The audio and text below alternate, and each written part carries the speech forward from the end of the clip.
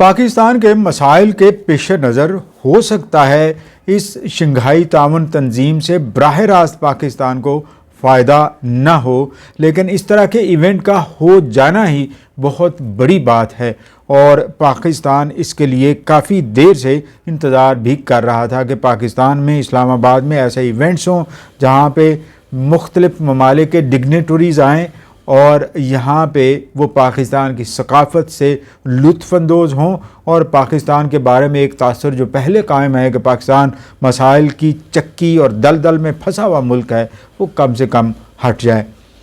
مختلف انڈیکیٹرز جو پاکستان کے بارے میں نظر آئے ان میں سے ایک یہ بھی ہے کہ یہ بڑا ایونٹ اسلام آباد میں ہونے جا رہا ہے 15 اور 16 تاریخ کو، اسی اکتوبر کی چند دن بعد، اور اس ایونٹ میں کم از کم 8 ممالک کے وزرائے اعظم تشریف لا رہے ہیں، جن میں روس اور چین بھی شامل ہیں۔ ایران کے نائب صدر یہاں پہ آ رہے ہیں، اور انڈیا سے وزیر خارجہ جے شنکر آ رہے ہیں، تو ایک لحاظ سے یہ بڑا ہو سکتا ہے۔ بائی لیٹرل ٹاکس تو نہ ہوں انڈیا کے ساتھ اس دوران میں اس ایونٹ پر، لیکن ان کا آ جانا ایک طرح سے انڈیکیشن ہے کہ برف پگھلنے لگی ہے، کچھ نہ کچھ آگے چند دنوں میں، چند مہینوں میں، چند سالوں میں پاکستان اور انڈیا کے درمیان ایسا ہو سکتا ہے جس سے دونوں نیبرنگ کنٹریز کے درمیان تعلقات جو انتہائی خراب رہتے ہیں بہتری کی طرف گامزن ہو جائیں۔ ہونے بھی چاہیے، دو ہمسایہ ملک ہیں، اور ہمسایہ ملک اگر زیادہ دیر لڑتے رہیں گے، جھگڑتے رہیں گے، ایک دوسرے کے خلاف جنگیں کرتے رہیں گے تو الٹیمیٹلی نقصان ہی ہوگا، فائدہ تو کوئی نہیں ہوگا۔ اخیر جتنی بھی جنگیں ہوں صلح کرنی پڑتی ہے، ماضی میں بھی اسی طرح ہر جنگ کے بعد صلح ہی ہوئی ہے بھارت کے ساتھ، انڈیا کے ساتھ۔ چائنا کے ساتھ چائنا کے وزیر اعظم یہاں تشریف لا رہے ہیں اس دوران میں، اور وہ پارلیمنٹ سے بھی خطاب کریں گے، یہ بڑا ایونٹ ہے۔ اور روس کے وزیر اعظم بھی آ رہے ہیں، اور ایران سے نائب صدر آ رہے ہیں، اسی کے علاوہ بیلاروس، ایران کے علاوہ ازبکستان، قازقستان، تاجکستان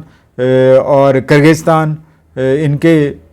وزرائے اعظم بھی پاکستان میں تشریف لا رہے ہیں۔ اس ایونٹ کا مقصد یہاں آپس میں تعاون کو فروغ دینا اور اقتصادی ترقی کے لیے نئی راہیں تلاش کرنا، اور ساتھ ہی ساتھ ایک دوسرے کے کلچرل انٹیگریشن کو بہتر کرنا، انٹریکشن کو بہتر کرنا ہے۔ ایک طرف تو یہ بڑا ایونٹ ہو رہا ہے، تو ساتھ ہی اور بھی بہت ساری چیزیں جو ناخوشگوار ہیں وہ بھی ہو رہی اور ہوتی رہی ہیں۔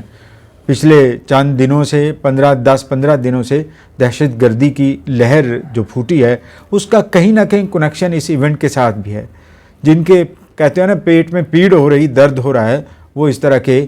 ایونٹ کو خراب کرنے کے لیے پاکستان کے خلاف سازشیں بھی کر رہے ہیں۔ وہ کیا پیغام دینا چاہتے ہیں کہ پاکستان امن کا گہوارہ نہیں ہے، پاکستان کے اندر اس طرح کی دہشت گردی ہوتی رہتی ہے، تو یقیناً وہ کامیاب نہیں ہو سکیں گے، اس لیے کہ پاکستانی عوام اب یہ چاہتی ہے کہ پاکستان کا جو امیج ماضی میں بنا ہوا تھا کہ یہاں ٹیررزم ہے اور لائف انسیکیور ہے، وہ نہ ہو، اور دوبارہ یہ ٹیررزم واپس نہ ہے۔ اس کے لیے عوام اور حکومت اور ریاست ایک پیج پر ہیں خاص طور پر، اور اس کا دعویٰ بھی بار بار حکومت کر چکی، کہہ بھی رہی ہے، اور عوام بھی یہی خواہش رکھتے ہیں کہ کسی بھی صوبے، کسی بھی علاقے میں کوئی خرابی نہ ہو، خاص طور پر بلوچستان اور خیبر پختونخوا میں جو ان دنوں بد امنی اور خلفشار ہے، اس کا خاتمہ انتہائی ضروری ہے، اور وہ بھی جلد از جلد، اور جو بھی اس طرح کی انتشاری طاقتیں ہیں اس طرح کی، ان کا سد باب کرنا، ان کا کلا کم کرنا بھی بہت ضروری ہے۔ اگر ریاست اس طرح کا نہیں کرتی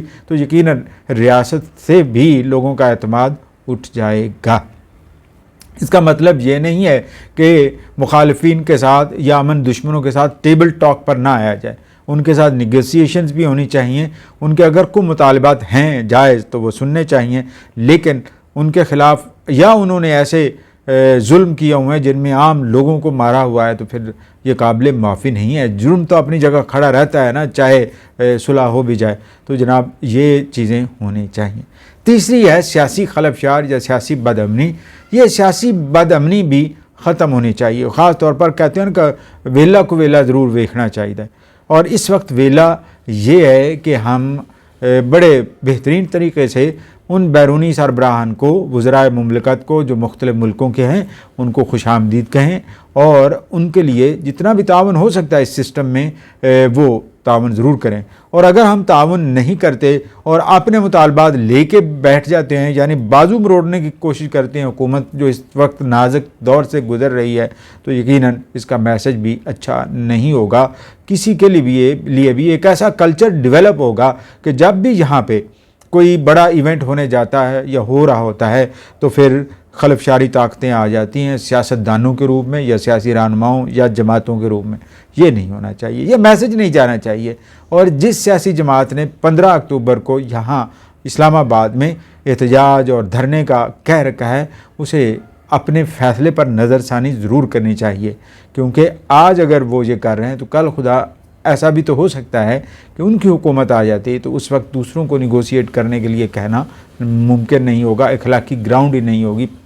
بنیاد ہی نہیں ہوگی۔ تو ایک تو یہ، دوسرا یہ کہ اس کا نقصان ہی نقصان ہے کہ اگر پاکستان کا امیج خراب ہوتا ہے اور پاکستان جو ممکنہ انٹریکشن کر رہا ہے دوسرے ممالک کے ساتھ ٹورزم کے لیے، اقتصادی تعاون کے لیے، اگر وہ کوئی منصوبہ نہیں پاس ہو پاتا، ایگریمنٹ نہیں ہو پاتا، تو پھر بھی تو ایک بڑا مسئلہ ہے، پھر بھی تو یہ مسئلہ ہے۔ اور اس مسئلے کا اثر ظاہر عوام پر ہوگا اور عوام کے ذریعے ہی سے وہ سیاسی جماعتیں بنتی ہیں۔ لہٰذا جس سیاسی جماعت نے بھی، اور خاص طور پاکستان تحریک انصاف نے جو کہہ رکھا ہے کہ وہ 15 تاریخ کو نکلیں گے، یہ نہیں ہونا چاہیے۔ اور پھر جو پولیٹیکل کمیٹی پاکستان تحریک انصاف کی ہے اس کو سامنے آنا چاہیے اور کلیئر کرنا چاہیے، کیونکہ ماضی میں انہوں نے کہا ہے توڑ دو، پھوڑ دو، یہ کر دو۔ جو انڈر گراؤنڈ ان کے لوگ ہیں وہ اس طرح کے میسیجز دے رہے ہیں، جس طرح مراد سعید کی جانب سے ایک میسیج آیا ہوا ہے کہ ہر حال میں نکلنا ہے، یہ نہیں چلنا چاہیے۔ مراد سعید اگر قانون کے پابند ہیں، تابع دار ہیں، تو وہ سامنے آئیں، قانون کا سامنا کریں۔ اور اگر وہ چھپے ہوئے ہیں اور چھپ کے وہ اس طرح کی ہدایات دے رہے ہیں تو جو ماننے والے انہیں سوچنا چاہیے کہ جو بندہ خود ہی چھپا ہوا ہے وہ کیسے دوسروں کو حکم دے سکتا ہے اور خود وہ لیڈ کر سکتا ہے کسی بھی احتجاج کو، کسی بھی پروٹیسٹ ریلی کو۔ تو یہ ایسا ہرگز نہیں ہونا چاہیے۔ پاکستان تحریک انصاف کو اس وقت سوچنا چاہیے کہ شنگھائی تعاون تنظیم کا جو اجلاس جہاں پہ ہونے جا رہا ہے، جو ایکٹیویٹیز جہاں پہ ہونے جا رہی ہیں، ان سے پاکستان کو فائدہ ہو سکتا ہے، نقصان نہیں ہو سکتا۔ اور پھر وہ کیوں ایسا میسج دے رہے ہیں جو تاثر قائم ہو چکا ہے کہ ان کا ہر وہ قدم ہوتا ہے جو پاکستان کے نقصان میں چلا جاتا ہے۔ جب بھی کوئی بڑا ایونٹ ہونے لگتا ہے اسلام آباد میں تو اس وقت پاکستان تحریک انصاف جلسے جلوس شروع کر دیتی ہے، احتجاجی سیاست شروع کر دیتی ہے۔ اور پھر تیسرا یہ کہ کانسٹیٹیوشنل امینڈمنٹ ہونے جا رہی ہے، توقع تو یہی ہے، اور اگر وہ پاکستان کے لیے مفید ہے تو اسے ضرور ہونا چاہیے۔ اور دوسرا یہ جو لا میکرز ہیں، جو لیگل فریٹرنیٹی، ان پر یہ لازم ہے کہ وہ ہر ایکسپلین تو کریں۔ ابھی مجھے کسی بھی فورم پر، کسی بھی میڈیا پر پراپرلی ایکسپلین ہوتا نظر نہیں آ رہا کہ یہ کیا اعتراض وہ کرتے ہیں، کیوں اعتراض کرتے ہیں، کیوں کانسٹیٹیوشنل کورٹ نہیں چاہیے۔ کیا کانسٹیٹیوشنل کورٹ جن ممالک میں ہیں وہاں انصاف کا معیار گر چکا ہے یا بہتر ہوا ہے؟ کیا بیک لاگ کو ختم کرنا ضروری ہے یا نہیں ہے؟ کیا جو عام مقدمات ہیں، جو کرمنل اور سول نوعیت کے ہیں، ان کو اس لیے ڈیلے کر دینا ضروری ہے کہ وہ کانسٹیٹیوشنل کیسز لگے ہوتے ہیں کورٹس آف اپیلز میں؟ ایسا تو نہیں ہونا چاہیے، یہ چیزیں نہیں ہونی چاہیے۔ ہر حال میں بہتری کی طرف گامزن ہونا چاہیے، اور انصاف کا مطلب ہی یہی ہے کہ بر وقت انصاف مل جائے۔ اور اگر انصاف بر وقت نہیں مل رہا تو یقیناً یہ انصاف نہیں، نا انصافی کے مترادف ہے۔ اور اس طرح سلیکٹڈ جسٹس بھی نا انصافی کے مترادف ہے۔ کسی کو انصاف مل رہا ہے اور کسی کو نہیں مل رہا، یہ بھی نا انصافی کے مترادف ہے۔ ہم نے تو پیناما لیک سے لے کر دیکھا ہوا ہے کہ پاکستان میں سلیکٹڈ جسٹس ہوتا ہے۔ پیناما لیکس میں کتنی لسٹیں تھیں، کتنے لوگوں کے نام تھے، اور کارروائی ایک کے خلاف ہوئی، اس لیے اس کو نا انصافی گردانا جاتا ہے۔ اور بعد میں جسٹس جلالی نے خاص طور پر اس کے بارے میں یہ تو کہہ دیا کہ یہ فیصلہ ہی ڈوبیس سا تھا اور اس کی کوئی گراؤنڈ نہیں تھی، سزا دینا جسٹیفائی ہوتا ہی نہیں تھا، اور 62 کے تحت ان کو ڈکلیئر کر دینا ڈسکوالیفائڈ فار ایور، یہ بھی غلط تھا۔ یہ ساری چیزیں ہو چکی ہیں، ریوائز ہو چکی ہیں۔ سزا جتنی دینی چاہیے اور جتنی ہونی چاہیے وہ طے شدہ ہے، آئین کے اندر ہے، اور اگر اس کو سزا کو کوئی جج اپنی مرضی سے لمبا کر دیتا ہے اور اتنی کر دیتا ہے کہ وہ ختم ہی نہ ہو، تو یقیناً اس جج کے اوپر کل کو قیامت کے دن بھی اس کا گریبان پکڑا جائے گا، بھئی آپ نے کیا کیا، آپ نے کس طرح کے مروجہ نظام میں آپ نے سزائیں دی ہیں۔ تو یقیناً جو سزائیں دینے والے ہیں، آپ سوچتے ہوں گے کہ نام تو کسی کا بھی نہیں رہتا، اور انصاف کا معیار اگر صحیح نہیں رہتا تو متاثر وہ بھی ہوتے ہیں، اور متاثر وہ بھی ہوتے ہیں جو بیچارے گھروں میں بیٹھے رہ جاتے ہیں۔ اس امید کے ساتھ کہ مستقبل ہمارا تابناک ہوگا اور ہم محنت کریں گے بحیثیت ملک اور اس ملک کے شہری، ہم محنت کریں گے، علم حاصل کریں گے، علم کو فروغ دیں گے، اور کہیں کوئی کوتاہی ہے اپنی کہتے ہیں نا خود بینی کریں گے، اور اپنی محاسبہ بھی کریں گے اور مانیں گے کہ کہاں غلطی ہے، تاکہ یہ ملک اور بہتر چل سکے، یہ معاشرہ اور زیادہ پرامن ہو اور ترقی کی جانب گامزن بھی ہو۔